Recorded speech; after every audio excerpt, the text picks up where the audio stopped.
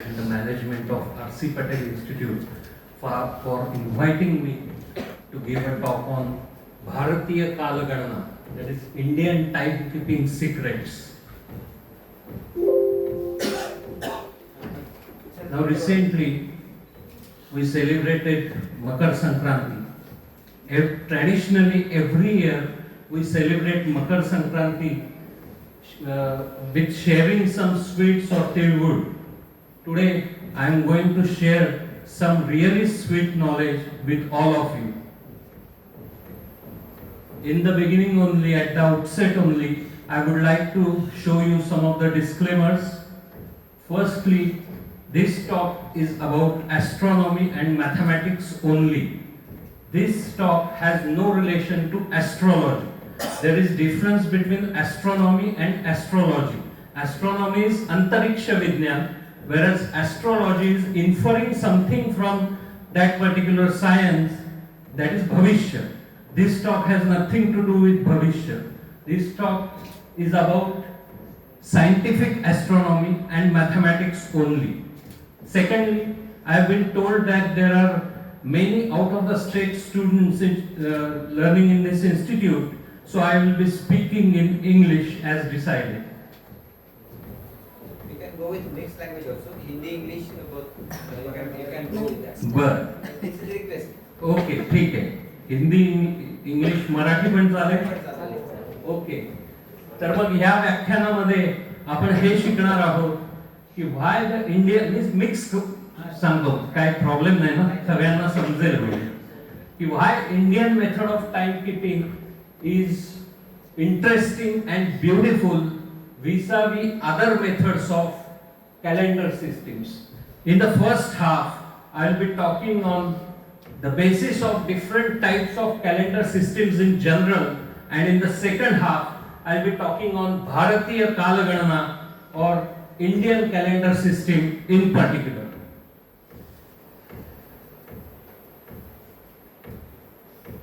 So consider a hypothetical apocalyptic situation. सर्वनाश झालेला आहे जगाचा असा विचार करा. And you are the lone survivor and everything else is destroyed. All the technology is also destroyed. आणि तुमच्याकडे बाकी काहीच नाहीये. But you were unconscious for few days. And after regaining consciousness, you would obviously look for some food and water.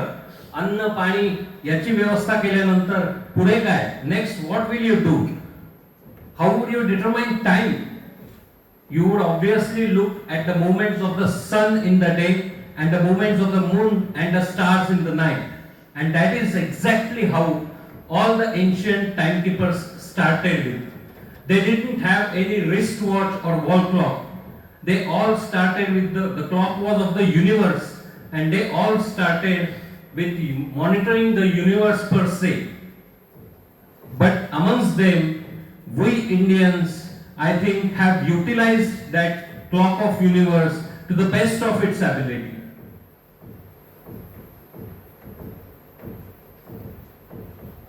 Now, all the societies and cultures all over the world require timekeeping mechanisms. Timekeeping mechanisms हे सगळ्या सोसायटीचं, सगळ्या कल्चरचं backbone आहे, spine आहे त्यांचा. कारण त्याच्यावरून वेगवेगळे seasons, वेगवेगळे फेस्टिवल्स सेलिब्रेट करतात, लोक साजरे करतात. त्याच्यानंतर to time the crop for agriculture, फाटतोय का बाजूला करून, शेतीसाठी बरोबर पीक कधी घ्यायचं याच्यासाठी time keeping mechanism is important.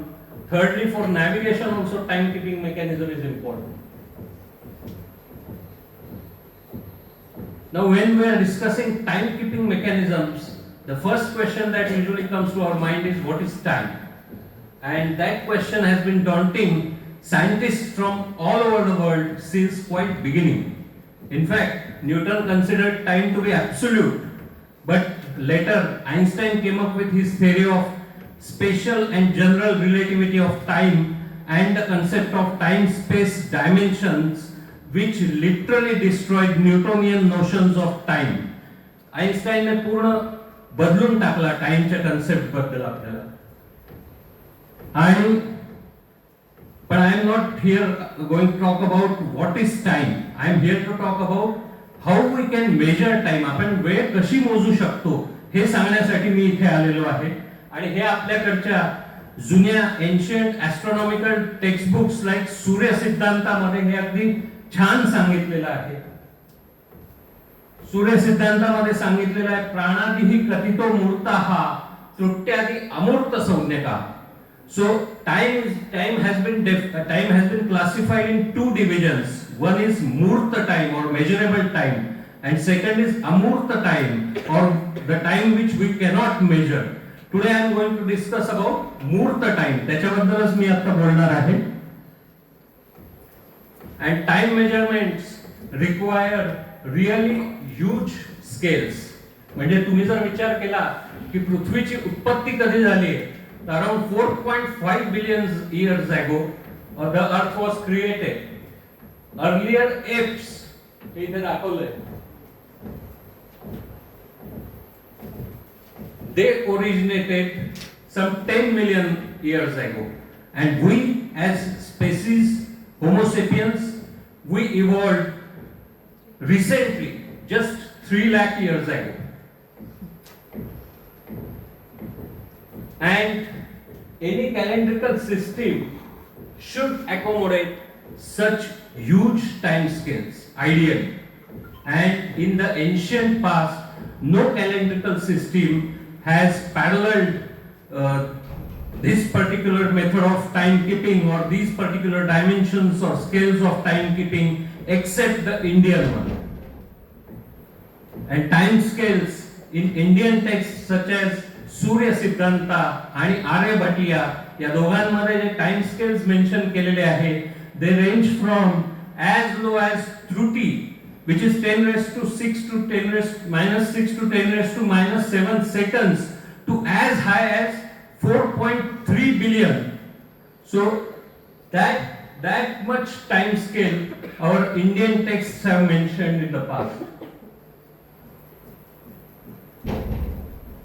And larger time scales are required for recording major events in the past, and smaller time scales are required for the accurate measurement of movements of celestial bodies. ग्रह ताऱ्यांचा correct speed find out करण्यासाठी अगदी minute measurement जेवढं असेल तेवढं चांगलं.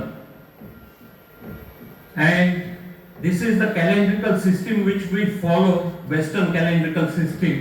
आणि याच्यामध्ये तुम्ही जर बघितलं तर birth of Jesus Christ is taken as base year, आणि त्याच्यापासून पुढे एनो डॉमिनी म्हणतात त्याला, 1 2 3 4 असे मेजरमेंट सुरू झालेले. But does that mean that there was no world before this event? Obviously not. त्याच्याही आधी जग होतच, आणि म्हणून ते लेबल करण्यासाठी BC अशी मेथड सुरू झाली विच इज बिफोर क्राइस्ट. आणि मग नंतर आता रिसेंटली 200 वर्षापासून त्याला सेक्युलर थोडंसं रूप आलंय, आणि BC ला BCE म्हणतो आपण. हे माहिती आहे का तुम्हाला सगळ्यांना? बरं, BC ला BCE पण म्हटलं जातं which is before common era, आणि AD ला काय म्हटलं जातं? CE, that is common era. तर but does that mean that the birth of Jesus Christ, this particular event took place at 0 time or 0 hours? No, obviously not, because it cannot be so. Firstly, because there was no concept of zero in ancient Rome, and secondly, even if had there been concept of zero ची concept जरी असती पूर्वी, तरीही कुठलाही historical event record करायचा असेल तर त्याला 0 टाइम लावताच येणार नाही, कारण 0 टाइम हा विश्वाच्या उत्पत्तीपासून आहे. म्हणजे तेव्हापासून, विश्वाची जेव्हा सुरुवात झाली तेव्हापासून, म्हणजे त्याच्या आधीपासून 0 टाइम सुरू झाला. सो बेसिकली म्हणजे ही सिस्टीम, ह्या सिस्टीम मध्ये तो फ्लॉ आहे, पण जो आपल्याकडे पण आपण शक कॅलेंडर वापरतो किंवा विक्रम संवत वापरतो, कुठल्याही हिस्टोरिकल इव्हेंट मध्ये तो फ्लॉ असणारे ही फॅक्ट आहे. अँड हे आहे जे 4 कॉमन कॅलेंडर्स भारतात वापरली जातात. एक आहे Vikram Samvat, which is the first one to start. So Vikram Samvat सुरू झालं 57 वर्ष आधी, 57 years before the birth of Jesus Christ. Then शक संवत सुरू झालं 47 वर्ष नंतर, 78 वर्ष नंतर, after the birth of Jesus Christ. And Hijri started 622 years after the birth of Jesus Christ. तर मग आजच्या टाइम स्केल मध्ये जर सांगायचं झालं तर आजचं म्हणजे 2025 घेतलेलं आहे मी, कारण चैत्र अजून आलेलं नाहीये. त्यामुळे 2025 जर सांगायचं झालं तर विक्रम संवत होईल 2082 आणि शक संवत होईल 1947 आणि हिजरी 1446. अँड दीज आर, आता हे टाइमलाईन बद्दल सांगितलं, त्याच्या मागचं ते इंटरेस्टिंग मॅथमॅटिक्स काय आहे आणि सिस्टीम्स कशा बेस झालेल्या आहेत. तर ते these are the types of calendar systems. One is a lunar system which only follows the moon and everything else is neglected. Second system is solar system which follows the sun and everything else is neglected. And third system is a lunisolar system, common आहे की जी चंद्राला पण बघते. It looks at the moon also, it looks at the sun also and then combines them. That is called as lunisolar system. तर बऱ्याचदा western scholars आपली system, Indian system lunisolar आहे असं म्हणतात, but I disagree with them because it is a different time system all together. भारतीय कालगणना which is a gem in itself, it's a different time calendar system because it looks at the moon also, it looks at the sun also, and not only that, it looks at the backdrop of the constellations and sun signs behind those planets. It looks at the planet also. So मला असं वाटतं की ही सर्व समावेशक अशी system आहे.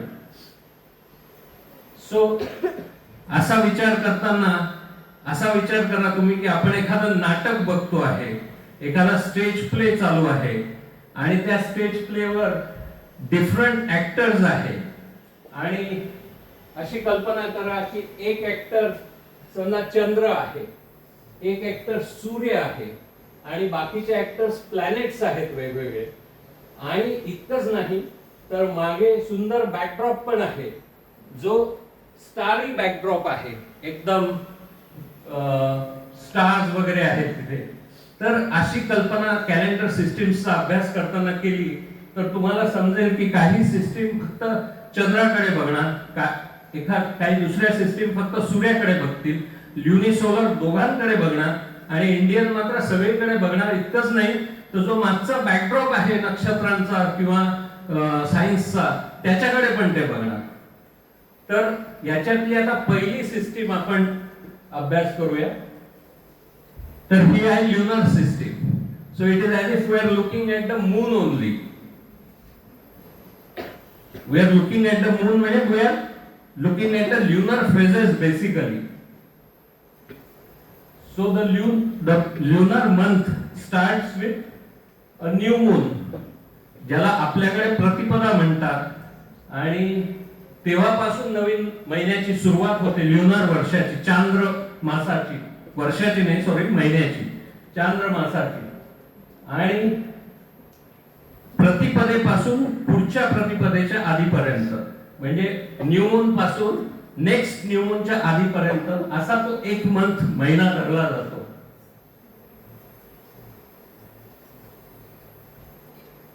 चंद्र पृथ्वीभोवती rotate करून करून परत त्या प्रतिपदेत म्हणजे अमावस्येपर्यंत आला की तो एक महिना तिथे कंप्लीट होतो. आणि चंद्राला पृथ्वीभोवती फिरायला किती दिवस लागतात? 29.5 days लागतात, बरोबर 29.5 दिवस.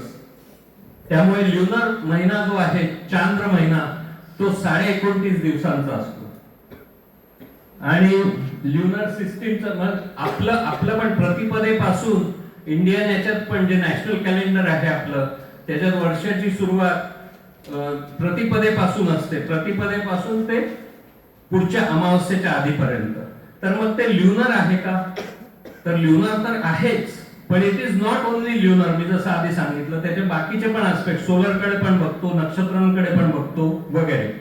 मग ल्युनरचं एक्झाम्पल कुठलं आहे? The Islamic calendar follows this system, this particular system. Then next example is the solar system.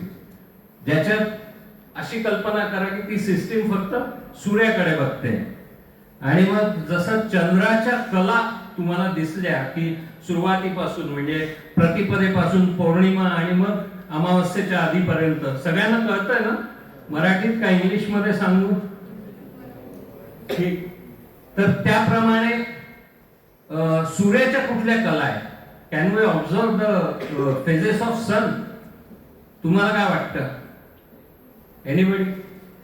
Interactive करूयात आपण. नाही बर, we cannot observe the phases of the sun, that is for sure. आपण बघू शकत नाही आणि फेजेस नसतातच.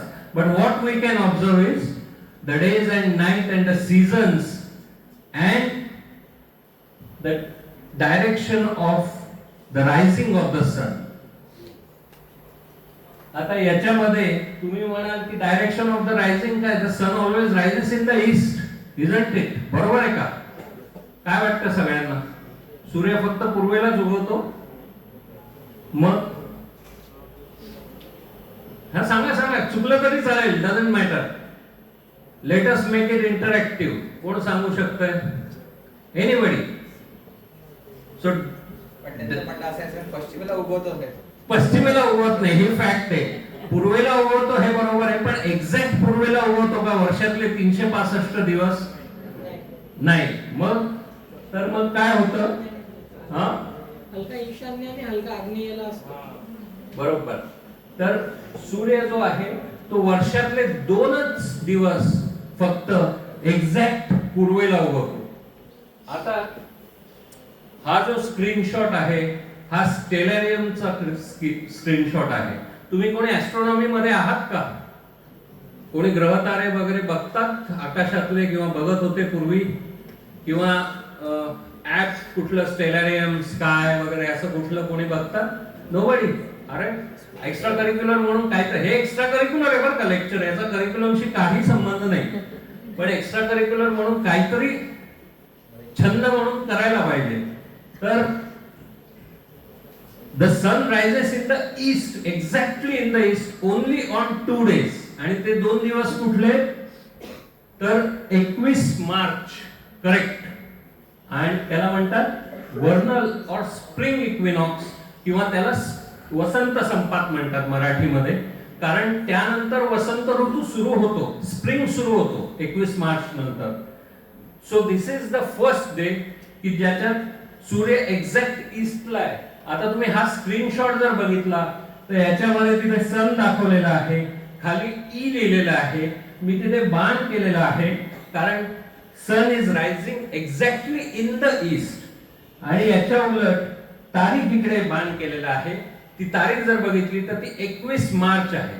21 March is the day of वर्नल equinox और स्प्रिंग इक्विनॉक्स, किंवा मराठीत वसंत संपात. आणि दुसरा जो दिवस आहे की सूर्य एक्झॅक्ट ईस्टला असतो तो दिवस आहे ऑटमनल इक्विनॉक्स, किंवा ज्याला शरद संपात म्हणतात आपल्याकडे.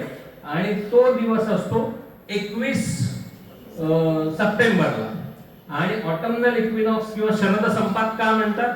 तर अगेन बिकॉज याच्यानंतर शरद ऋतू किंवा ऑटम सुरू होतो. सो हे 2 दिवस सोडले तर सूर्य इथे दाखवलाय पहा. आता इथे ईस्टला नाहीये सूर्य, इकडे दिसतोय in between east and south directions, किंवा कधी इकडे आहे बिटवीन ईस्ट अँड नॉर्थ. तर वर्षातले फक्त 2च दिवस तो करेक्ट ईस्टला आहे. एरवी तो ईस्टला उगवतो नो डाऊट, फक्त थोडा कललेला असतो. थोडा कललेला म्हणजे थोडा उत्तरेला किंवा थोडा दक्षिणेला असतो. आणि हे असं का होतं? Why does this occur? Because the earth's axis is tilted. हा जो अर्थचा ऍक्सिस आहे आणि हा सूर्य आहे, हा सूर्य आहे, ही अर्थ आहे. and Earth axis is tilted by about 23.5 degrees with respect to its orbital axis, ज्याला इक्लिप्टिक म्हणतात, की ती पृथ्वी ज्या सूर्याभोवती जे फिरते त्या ऍक्सिसला हा जो अँगल आहे तो 23 डिग्रीचा आहे.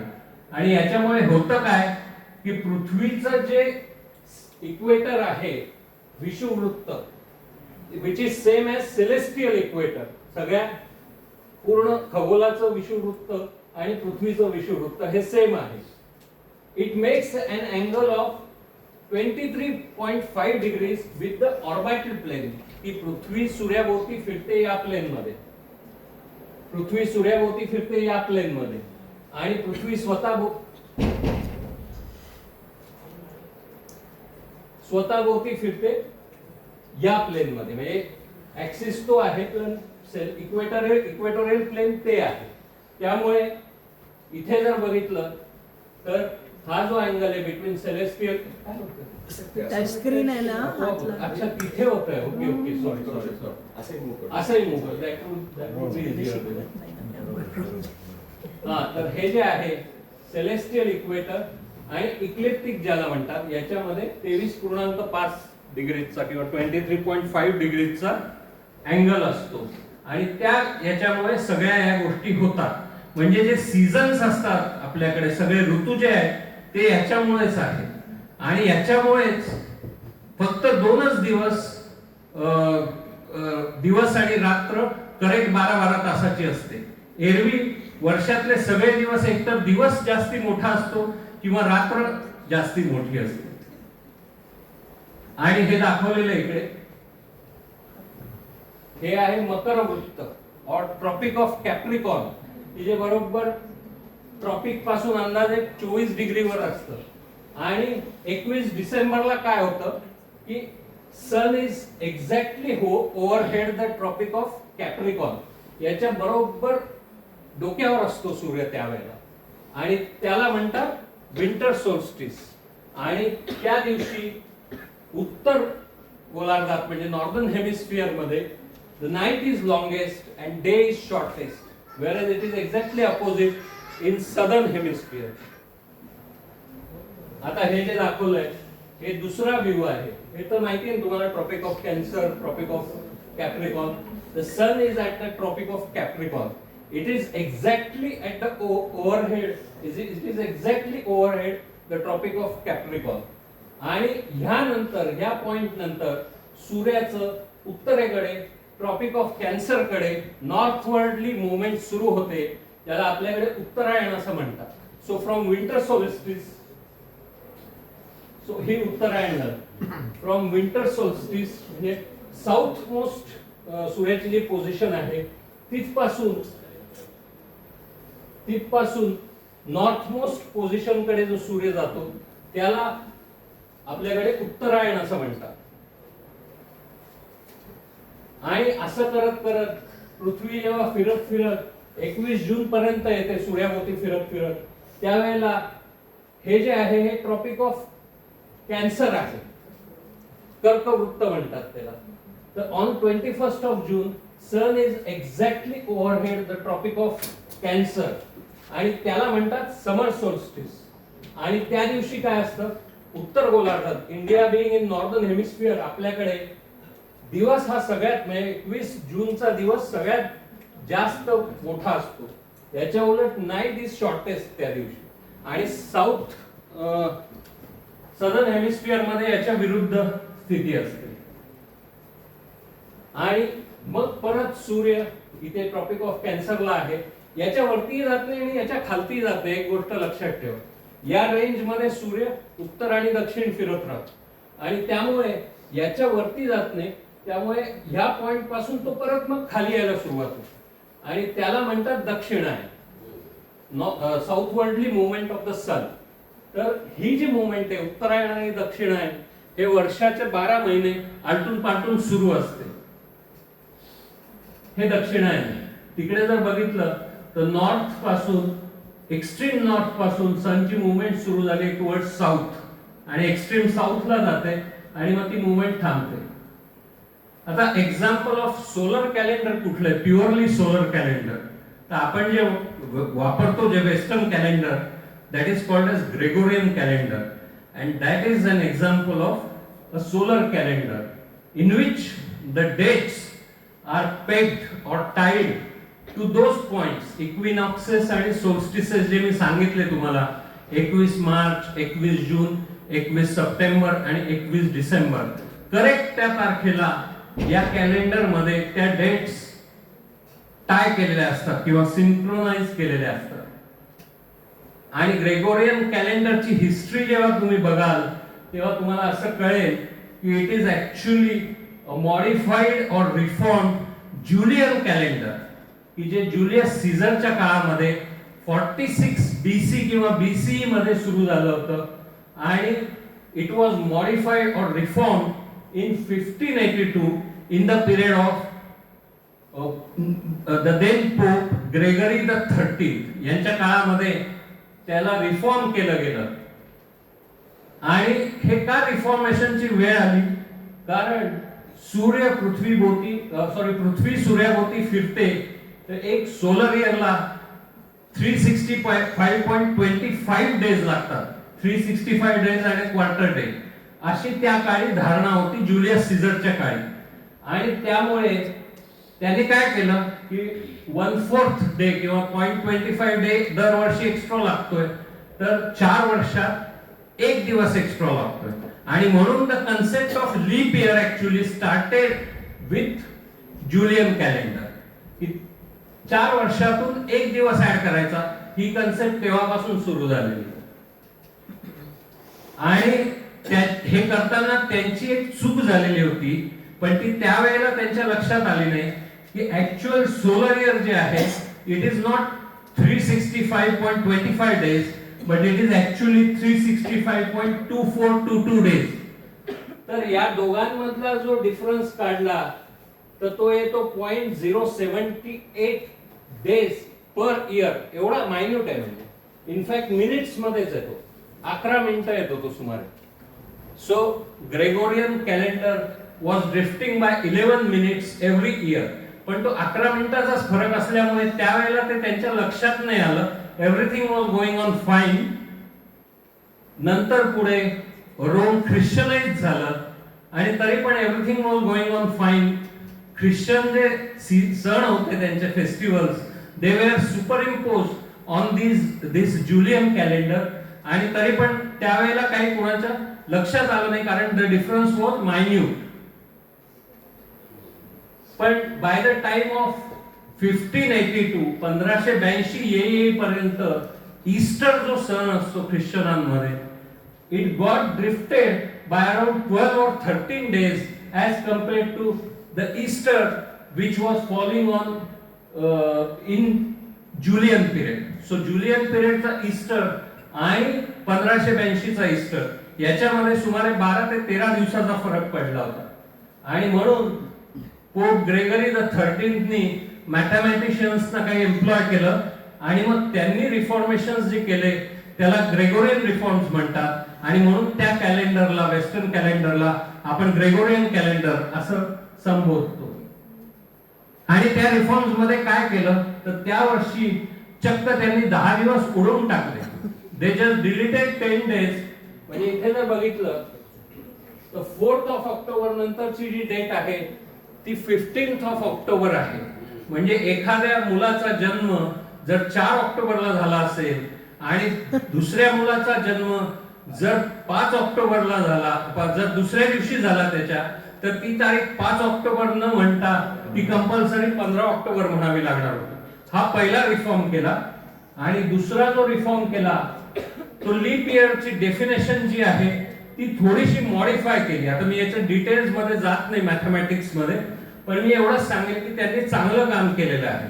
त्यांनी ती जी त्रुटी होती, the error, they brought down to, आता जर पाहिलं तर आता still it is not perfect. आता जर पाहिलं तर दर 10,000 वर्षांनी 3 दिवसांचा फरक येणार आहे त्या ग्रेगोरियन कॅलेंडर मध्ये. But 3 days difference is I think minute when you compare to 10,000 years of span. त्यामुळे मॅथमॅटिकली जर विचार केला तर 3 दिवसाचा अजूनही डिफरन्स येईल, but the scale is huge. आणि आता ही होती सोलर सिस्टीम की जी फक्त सूर्याकडे बघत होती. आता ल्युनी सोलर सिस्टीम की चंद्राकडे पण बघतायत, सूर्याकडे पण बघतायत. आणि तुम्हाला मी सांगितलं मगाशी की ल्युनार मंथची ड्युरेशन किती आहे, 29.5 days. So 29.5 into 12. So each lunar year is about 354 days. 354 दिवसांचं चंद्रवर्ष होतं.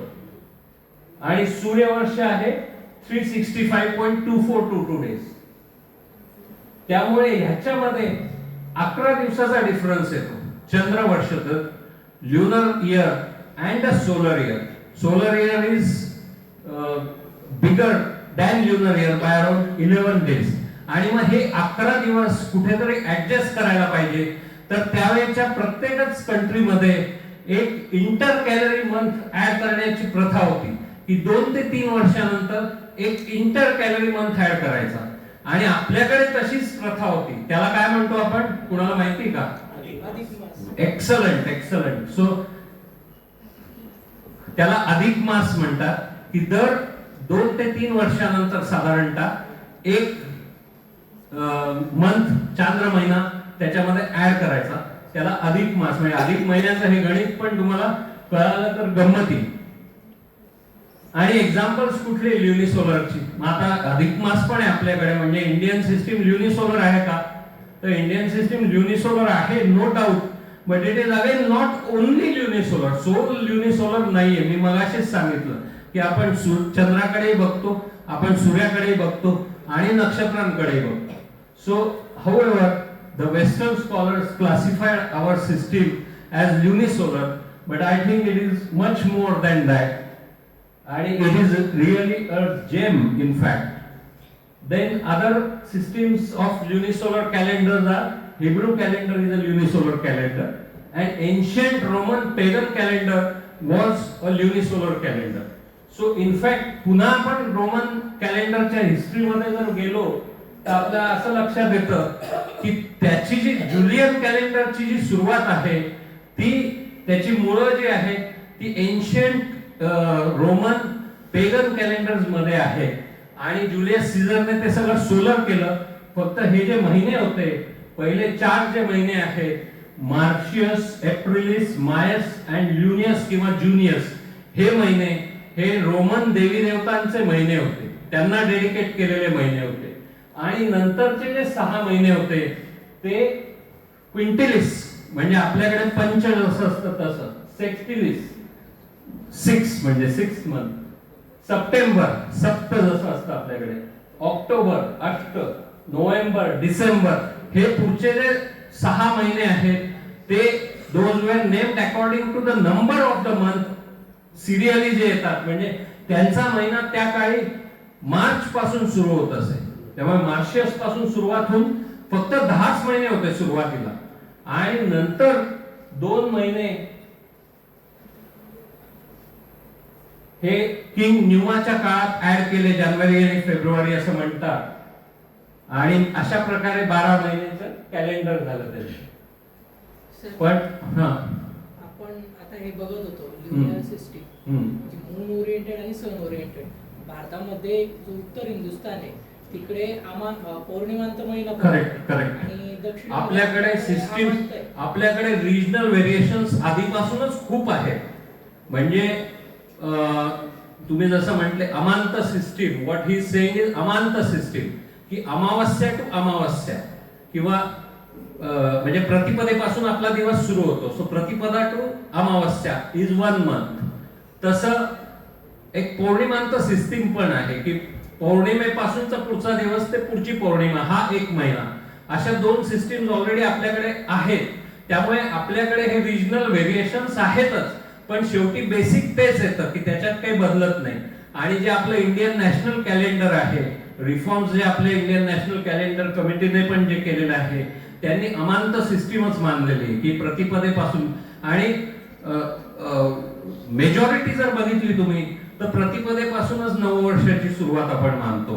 त्यामुळे पौर्णिमांत सिस्टीम आहे नो डाऊट, पण for practical purposes commonly used system is Amanta system.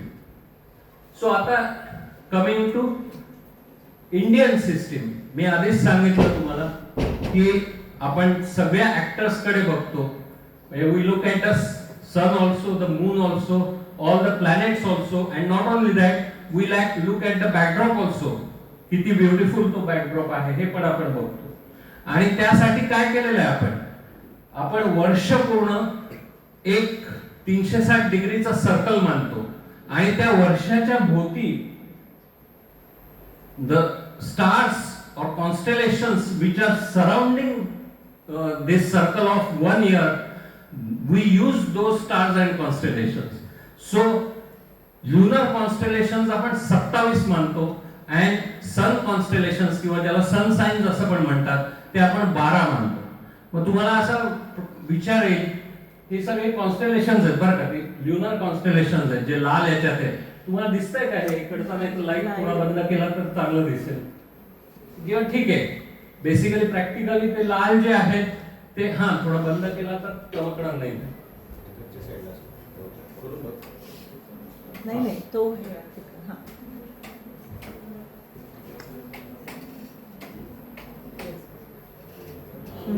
आता So the लाल याच्यात जे the ones in red color are the lunar constellations and one in grayish color are the sun constellations, and there are other constellations also. However, we are going to look at the lunar constellations first. There are 27 lunar constellations which are mentioned. आपण याच्याकडे बघतो, आलं का लक्षात? आपण पृथ्वीवरून या कॉन्स्टेलेशन्स कडे बघतो आणि सन साइन्स कडे बघतो किंवा राशींकडे बघतो. तर का 27 असावेत ल्युनर कॉन्स्टेलेशन्स, कोणी सांगू शकेल? वाय 27 नक्षत्र जोडली? आणि याचं कारण आहे, कारण आता तिथे पृथ्वी दाखवलेली, earth is there, moon is rotating around earth अशी कल्पना करा, आणि there is a fixed star, तो छोटा दिसतोय का खाली? तर moon rotates around the earth आणि it completes one revolution with respect to the fixed background star in 27.5 days. 27.5 दिवसामध्ये हा चंद्र पृथ्वी भोवती फिरतो. हा फिक्स स्टार आहे. परत याच पोझिशनला एक्झॅक्ट येण्यासाठी 27.5 दिवस लागतात. पण मग तुम्ही याला म्हणता sidereal month, even which is related to constellation. पण तुम्ही म्हणाल की मग तुम्ही ल्युनार मंथ तर 29.5 डेजचा आहे असं म्हटलं. The lunar month is made up of 29.5 days. There is a difference. हा 27.5 दिवसाचा आहे and lunar month is 29.5 days. आणि असं का होतं? कोणी गेस करू शकेल? बिकॉज ही तर मुवमेंट होतेच, या नक्षत्राच्या जवळ तो येतो 27.5 दिवसात, पण पृथ्वी तिथे राहते का? Earth is also revolving around the sun ना, त्यामुळे अर्थ ऑलरेडी त्याच्या पुढे गेलेली आहे तोपर्यंत. आलं का लक्षात? म्हणजे मग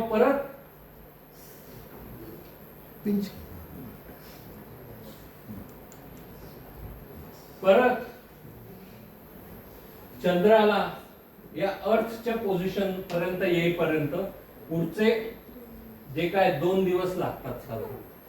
so sidereal year is made up of 27.5 days, whereas sidereal month is made up of 27.5 days, whereas lunar month is composed of 29.5 days.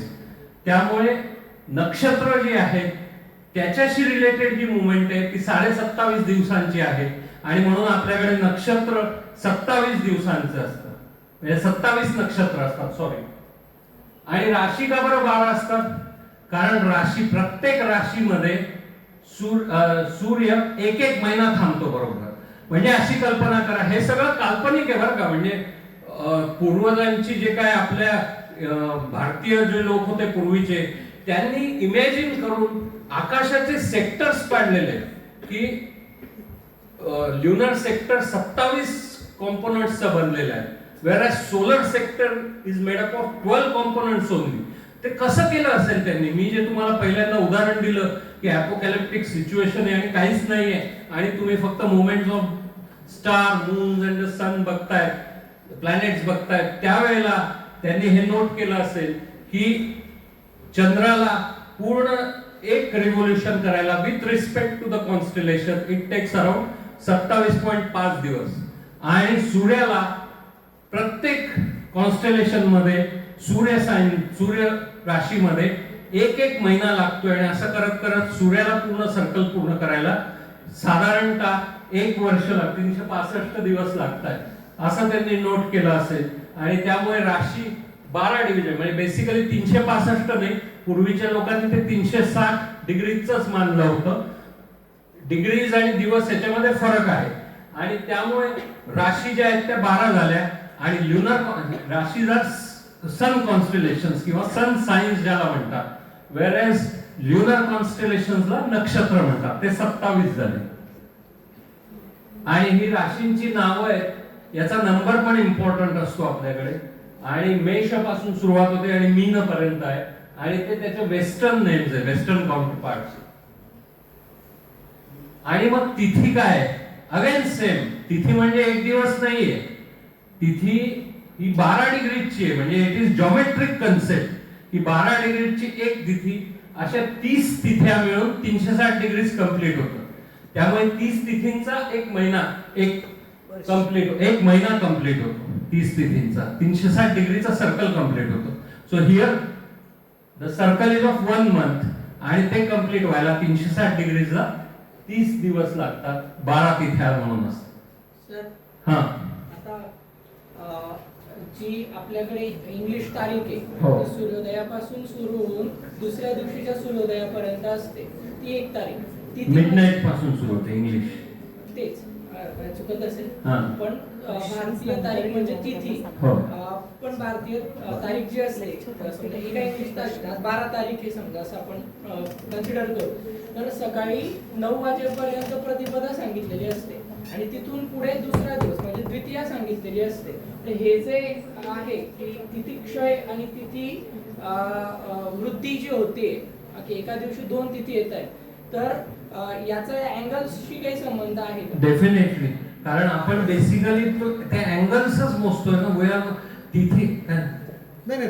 अच्छा, तिथी आपण एक दिवस असा कधीच म्हणत नाही. तिथी इज जस्ट अन अँगल आहे. त्यामुळे तिथीची वेळ पण बदलू शकते. असं फिक्स्ड टायमिंग नाहीये की त्या टायमिंगला तिथी सूर्योदयालाच होणार असं पण नाही.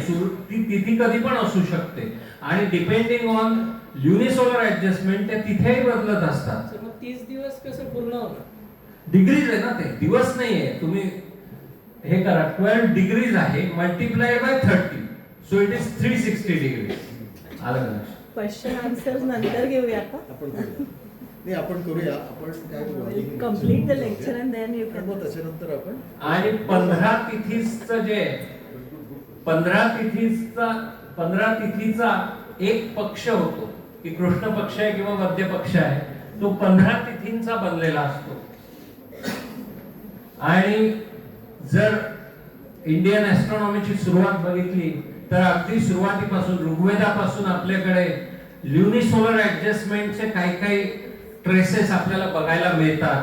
नक्षत्रांचे काही 2-3 नावं बघायला मिळतात. पण यजुर्वेदामध्ये ऍक्च्युअली सगळे 27 नक्षत्र यजुर्वेदामध्ये, इतकंच नाही, अभिजित नक्षत्र पण होतं जे आता आपण वापरत नाही. आणि खरं तर ऋग्वेद आणि यजुर्वेद हे काही ऍस्ट्रॉनॉमिकल बुक्स नाही. द ऍक्च्युअल ऍस्ट्रॉनॉमिकल मॅन्युअल्स आर सूर्य सिद्धांत, वेदांग ज्योतिष, आर्यभटाचा आर्य सिद्धांत आणि ब्रह्म सिद्धांत. आणि आता आपण एक्झाम्पल्स घेऊ, सिंपल की ही आहे, हा फर्स्ट डे किंवा न्यू मून आहे, तर त्याला काय म्हणतात आपल्या कॅलेंडर, मराठी कॅलेंडर मध्ये किंवा राष्ट्रीय कॅलेंडर मध्ये? एनीबडी? आता सांगितलं सरांनी, कुठे गेले? तुम्हीच सांगितलं ना. प्रतिपदा, करेक्ट. सो इट इज प्रतिपदा. पण आता नवीन वर्ष कधी सुरू होतं? नवीन वर्ष सुरू होतं चैत्र शुक्ल प्रतिपदा, गुढीपाडवा म्हणतात. या चैत्र शुक्ल प्रतिपदा का म्हणतात? चैत्र यात 2 कॉम्पोनंट्स आहे. एक नक्षत्रांचा कॉम्पोनंट आहे की चैत्र इज प्युअरली कॉन्स्टेलेशनल कॉम्पोनंट अँड शुक्ल प्रतिपदा इज प्युअरली ल्युनर कॉम्पोनंट किंवा मून रिलेटेड कॉम्पोनंट. आता ही प्रतिपदा आहे शुक्ल प्रतिपदा, कारण अमावस्येपासून पौर्णिमेपर्यंतचा जो पक्ष आहे त्याच्यात जी प्रतिपदा येते त्याला शुक्ल प्रतिपदा म्हणतात. आणि हा जो महिना आहे इथे पौर्णिमेचा जो चंद्र आहे हा तुम्हाला इथे चित्रा नक्षत्राच्या जवळ दिसतोय किंवा व्हर्गो कॉन्स्टेलेशन कन्या राशीच्या जवळ दिसतोय. आणि म्हणून या महिन्याचं नाव आहे चैत्र. आणि म्हणून चैत्र हे जे नाव आहे हे कॉन्स्टेलेशनल याच्यावर आहे. वेरॅज शुक्ल प्रतिपदा किंवा शुद्ध प्रतिपदा हे नाव जे आहे ते ल्युनर फेजवर आहे. ही जी आहे ही ल्युनर फेज. त्यामुळे या दोन्ही कॉम्पोनंट्सचा त्यात विचार केलेला आहे. आता इथे ऍक्च्युअल हा स्क्रीनशॉट घेतलेला आहे मी परत त्या साईटवरून स्टेलेरियमच्या. आणि त्याच्यावरून इथे तुम्ही मून बघता आहे. तारीख पहा 1/4/2026 ही चैत्र पौर्णिमेची तारीख आहे. So moon is full moon आणि तो it is just near the Virgo constellation किंवा चित्रा नक्षत्राच्या तो जवळ आहे. आणि त्यामुळे तो महिना जो आहे तो चैत्र महिना आहे. त्यामुळे चैत्र शुक्ल प्रतिपदा याचं डिव्हिजन आपण असं करू शकतो. आणि सोलरचं काय डिव्हिजन होतं मग? आता मकर संक्रांती साजरी केली पण मकर संक्रांती काय नक्की आहे कोणाला माहिती आहे का? स्टुडंट्स हा तिळगुळ खायचं. तिळगुळ खायचं आहे बरोबर आहे. पण संक्रांती हा काय प्रकार असतो मी तुम्हाला सांगितलं की हे अख्खं वर्षाचं सर्कल 12 राशींमध्ये डिवाइड केलेलं आहे. आणि प्रत्येक एका राशीतून पुढच्या राशीमध्ये त्याच्या पुढच्या राशीमध्ये त्याच्या पुढच्या राशीमध्ये सूर्याला जायला एक महिना लागतो. So sun takes 1 month for to go from one sunshine to the next sunshine. तर इथे जर बघितलं तुम्ही तर ही सॅजिटेरियस कॉन्स्टेलेशन आहे किंवा सॅजिटेरियस रास आहे म्हणजे धनु रास आहे. आणि त्यातून कॅप्रिकॉर्नस कॉन्स्टेलेशन किंवा मकर राशीमध्ये सूर्य जेव्हा प्रवेश करतो त्यावेळेला त्याला मकर संक्रांत असं म्हणतात. आणि फक्त मकर संक्रांत असते का हो? नाही, वर्षाचे 12 महिने सगळ्या संक्रांती असतात. म्हणजे मेष संक्रांत पण आहे. प्रत्येक राशीची एक संक्रांत असते. संक्रांत म्हणजे सूर्य जेव्हा एक राशी सोडून दुसऱ्या राशीमध्ये जातो प्रवेश करतो त्याला संक्रांत म्हणतात. ते सूर्याचं जे संक्रमण आहे त्याला संक्रांत म्हणतात. आता इथे परत मी स्टेलेरियमची स्क्रीनशॉट घेतला. मी स्टेलेरियमचा स्क्रीनशॉट तुम्हाला याच्यासाठी दाखवतोय की हे नुसतं इमॅजिनरी नाहीये. हे ऍक्च्युअल त्या डेटला काय दिसणार आहे आकाशात हे या स्क्रीनशॉट्स मध्ये आहे. त्यामुळे याच्यामध्ये तुम्ही जर पाहिलं तर हा सूर्य जो आहे तारीख आहे 14 जानेवारी 2026 2 दिवसापूर्वीची तारीख. आणि हा सन आहे सूर्य. सो त्याने ही सॅजिटेरियस जी रास आहे म्हणजे धनु जी रास आहे ती सोडलेली आहे आणि त्याचं भ्रमण कॅप्रिकॉर्नस किंवा मकर राशीकडे चाललेलं आहे. म्हणून इट इज मकर संक्रांत. आलं का लक्षात? त्यामुळे we celebrate the festivals also according to astronomical events. आता राहू आणि केतू सरांनी उल्लेख केला होता. राहू आणि केतू काय म्हणजे आपल्याला सांगितलंय राहू आणि केतू म्हणजे राक्षस नुसते वगैरे वगैरे. ती सगळी मॅथॉलॉजी तुम्ही सोडून द्या. Rahu and Ketu are actual astronomical fictional nodes. आता तुम्हाला सांगितलं की अर्थचं ऑर्बिटल प्लेन जे आहे त्याचा आणि अर्थच्या ऍक्सिसचा अँगल जो आहे तो 23.5 अंशाचा आहे 23.5 डिग्री. सिमिलरली पृथ्वी आणि चंद्र काही पृथ्वीच्याच प्लेन मध्ये फिरत नाहीये. तो पण कललेला आहे थोडासा. So that angle is 5 degrees. आणि हे सगळे जेव्हा सूर्य चंद्र आणि पृथ्वी एकाच प्लेन मध्ये येतात इंटरसेक्ट करतात जेव्हा त्यावेळेला इक्लिप्सेस होतात. सूर्यग्रहण असो किंवा चंद्रग्रहण असो ते व्हायची मूळ जी बेसिक आयडिया आहे की हे सगळं एका रेषेत आले तरच ग्रहण होऊ शकतं इक्लिप्स होऊ शकतं अदरवाइज नाही. हे असं एकाच रेषेत यायला पाहिजे ते तिघे तर जे होतात त्याला ग्रहण म्हणतात. आणि सूर्यग्रहण होतं अमावस्येला चंद्रग्रहण होतं पौर्णिमेला. आता मी त्याचे डिटेल्स सांगत नाही पण हे जे आहे प्रेडिक्शन हे ग्रहण कधी एकत्र येतात हे जे नोड आहे हा जो नोड आहे याचं प्रेडिक्शन जे दिलेलं असतं आपल्याकडे पंचांगामध्ये दोज आर राहू अँड केतू. ते राहू आणि केतू त्याला म्हणतात. त्यामुळे ही खरी सायंटिफिक कन्सेप्ट आहे त्याला आपण राक्षसांचं वगैरे रूप देऊन म्हणजे सूर्याला ग्रासून टाकतो. कल्पना करायला ठीक आहे की सूर्य ग्रासला जातो किंवा चंद्र ग्रासला जातो, कारण ऑब्व्हियसली दिसत नाही ना, पण actually these are the notes. त्यामुळे हे आपण आता पण तुम्ही जर पाहिलं पंचांग तर त्याच्यामध्ये राहू आणि केतूवरनं तुम्ही प्रेडिक्ट करू शकता की नेक्स्ट सूर्यग्रहण कधी आहे किंवा नेक्स्ट चंद्रग्रहण कधी आहे. तर आता सॉफ्टवेअर झालेली आहेत, पण सॉफ्टवेअर यायच्या पूर्वी प्राचीन भारतीयांची इतकी ही झेप होती की ते प्रेडिक्ट करू शकत होते की कधी नक्की ग्रहण होणार आहे. आणि हे ग्रहणाच्या दिवशीचं आहे, सूर्यग्रहणाच्या दिवशीचं आहे. मी सांगितलं तुम्हाला सूर्य आणि चंद्र एकमेकांच्या जवळ असतात. अमावस्येच्या नावातच ते आहे. आपण अमावस्या म्हणतो त्याचाच अर्थ असा आहे की एकमेकांच्या जवळ. सूर्य आणि चंद्र जेव्हा एकमेकांच्या जवळ आहेत तेव्हा जी होते ती अमावस्या, आणि त्यात जेव्हा तो राहू आणि केतूचा पॉइंट एकत्र येतो त्यावेळेला लागतं ते ग्रहण. त्यामुळे हे अमावस्येचं आहे आणि पौर्णिमेला जे होतं ते चंद्रग्रहण आहे. आणि आता कुंभमेळ्याबद्दल सगळ्यांना माहिती आहे, खूपच सगळं टीव्हीवर वगैरे येत होतं. तर त्यातला बाकीचा पार्ट सोडून द्या, मी फक्त तुम्हाला ऍस्ट्रॉनॉमिकल पार्ट सांगणार आहे की कुंभमेळा कधी साजरा करतात असं जे प्रेडिक्ट केलं जातं. का म्हणून तो फक्त जानेवारीमध्ये साजरा झाला, 13 जानेवारीला मागच्या वर्षी 2025 मध्ये का झाला? कारण मी आधीच सांगितलं की आपल्या सिस्टीम मध्ये आपण प्रत्येक प्लॅनेटरी मुवमेंट्सही मॉनिटर करतो की प्रत्येक ग्रहाला किती काळ लागतोय सूर्याभोवती फिरायला, हे पूर्वीपासून मॉनिटर करत आलेले. त्यामुळे गुरुला, ज्युपिटरला सूर्याभोवती फिरायचा जो काळ आहे त्याचा तो सुमारे 12 वर्ष आहे. Exact to be precise it is 11.86 years.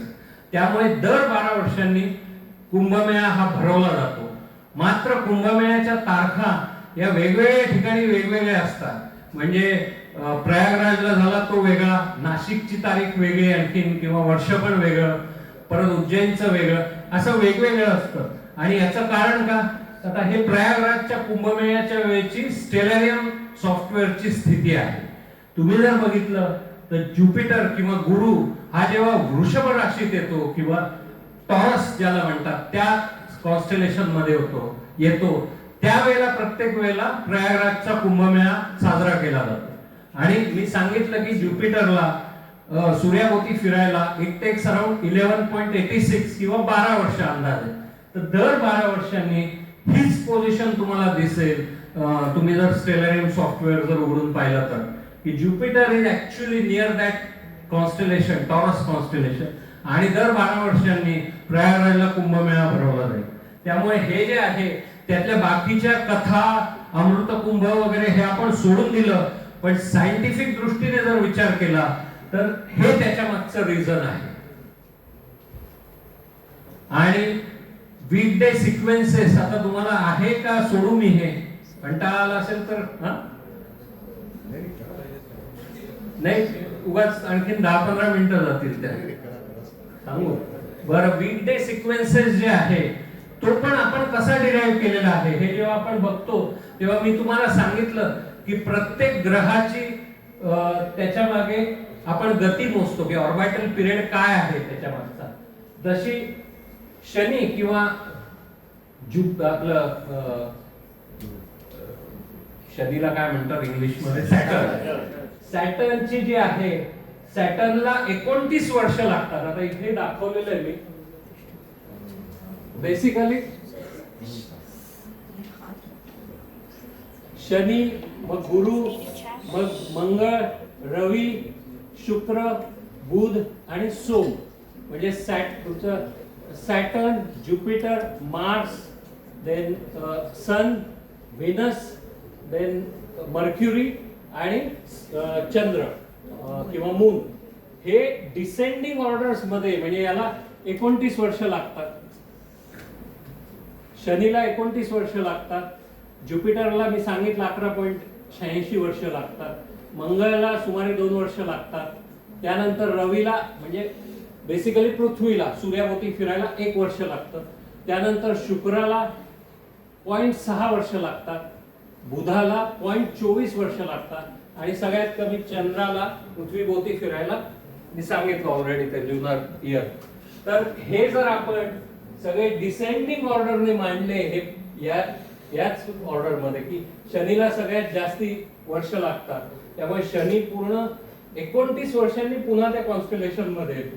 त्याच्या पाठोपाठ गुरु, मी सांगितलं कुंभमेळ्याचं उदाहरण, त्यामुळे गुरु, मग मंगळ, असे जर मांडले तर 7 तास, हे प्रत्येक तास 1 तास याला अलॉट केलेला आहे. आणि परत हे 7 ग्रह संपले. 7 ग्रह म्हणजे planetary bodies I am talking about, stars आणि प्लॅनेट्स, याच्यामध्ये मी आता डिफरन्शिएशन करत नाही. तर या प्लॅनेटरी बॉडीज किंवा सेलेस्टियल बॉडीज या 7 आहेत, त्या संपल्या की परत पुढच्या तोच क्रम आपण पुन्हा मांडतो, परत तोच मांडतो आणि तोपर्यंत मांडतो जोपर्यंत हे संपत नाही. 24 तास दिवसाचे संपत नाही. आणि 24 तास संपले की जे ओव्हरफ्लो होत आहे पुढचं, म्हणजे ते तर मंगळनंतर रवी आहे बघा, हा रवी ओव्हरफ्लो झाला, हा आपण परत इकडे घेतला आणि परत सेम प्रोसेस रिपीट केली डिसेंडिंग ऑर्डर मध्ये, परत पुढची सेम केली. आणि असं जेव्हा तुम्ही बघता तेव्हा शनिवार, रविवार, सोमवार, मंगळवार, बुधवार, गुरुवार, शुक्रवार आणि शनिवार अशी 7 दिवसांची नावं येतात. आणि वीकडे सिक्वेन्सचं ते मॅजिक आहे की का म्हणून, आणि संबंध वर्ल्ड ओव्हर ही सिस्टीम फॉलो होते.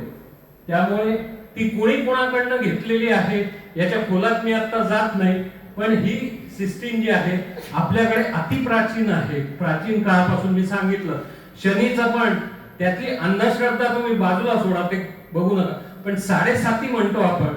7.5 म्हणजे काय असते हो? 7.5 म्हणजे 2.5 वर्ष आधीची, मग 2.5 वर्ष आणि मग 2.5 वर्ष. असा शनी आधीच्या राशीत 2.5 वर्ष असतो, त्या राशीमध्ये 2.5 वर्ष असतो आणि पुढच्या राशीत 2.5 वर्ष असतो. अशी 7.5 वर्ष धरली जातात. याच्यामधला अंधश्रद्धा पाठ सोडून द्या, कारण त्या शनीची 7.5 लागली मग घाबरले तुम्ही, घाबरण्याची गोष्ट आहे, हा पाठ सोडून द्या. ऍस्ट्रॉनॉमिकल फॅक्ट इज गुड की 2.5 वर्ष आधीचे 2.5 वर्ष म्हणजे असं ते कॅल्क्युलेशन 7.5 वर्षांचं होतं. त्यामुळे शनी एका राशीमध्ये ते परत त्याच राशीमध्ये यायला 29 वर्ष लागतात. तर हे वीकडे सिक्वेन्सेसचं उदाहरण आहे आपल्याकडे. आणि शेवटी मी एवढंच सांगेन की तुम्ही किती जण म्युझिक प्रोडक्शन मध्ये आहात इथले? आहे का कोणी? आहे? एनीबडी? कोणीच नाही? म्युझिक मध्ये कोणीच नाही? प्रोडक्शन मध्ये प्रोडक्शन मध्ये. म्युझिक प्रोडक्शन मध्ये काय असतं की एक सॉफ्टवेअर लागतं, त्याला जेनरिक नाव आहे डॉक, डिजिटल ऑडिओ सॉफ्टवेअर. आणि त्याच्यात तुम्हाला वेगवेगळे ट्रॅक्स टाकावे लागतात. मग एक फक्त व्होकलचा ट्रॅक असतो, मग एक फक्त एखाद्या इन्स्ट्रुमेंटचा ट्रॅक, तबल्याचा ट्रॅक असेल, मग एक शहनाईचा ट्रॅक आहे, मग आणखीन एक गिटारचा ट्रॅक असेल. असे सगळे ट्रॅक्स टाकून जेव्हा तुम्ही फक्त एकच व्होकल ऐकलं फक्त, तर मे बी तेवढं इम्प्रेशन पडणार नाही. फक्त तुम्ही एकच इन्स्ट्रुमेंट गिटारच ऐकलं तर मे बी तेवढं इम्प्रेशन पडणार नाही. But when all the systems are working in synchrony किंवा इन सिंक्रनायझेशन, की जेव्हा हे सगळे, जेव्हा ती म्युझिकल सिस्टीम एकत्र सगळे, गिटारच्या ठिकाणी गिटार, व्होकलच्या ठिकाणी व्होकल, असं जेव्हा होते तेव्हा ती मल्टी ट्रॅक सिस्टीमचं म्युझिक आपल्याला कानाला गोड वाटतं. आणि मला असं वाटतंय की आपली जी सिस्टीम आहे ट्रॅडिशनल इंडियन कॅलेंडर, हे एखाद्या मल्टी ट्रॅक म्युझिक सिस्टीम सारखं आहे. ब्रह्मांडाचं ते म्युझिक आहे जे आपण याच्यावरून ऐकतोय. आणि एवढं सांगून मी माझ्या भाषणाचा शेवट करतो आणि सॅल्युटेशन्स टू द इटर्नल टाइम, कालाय तस्मै नमः.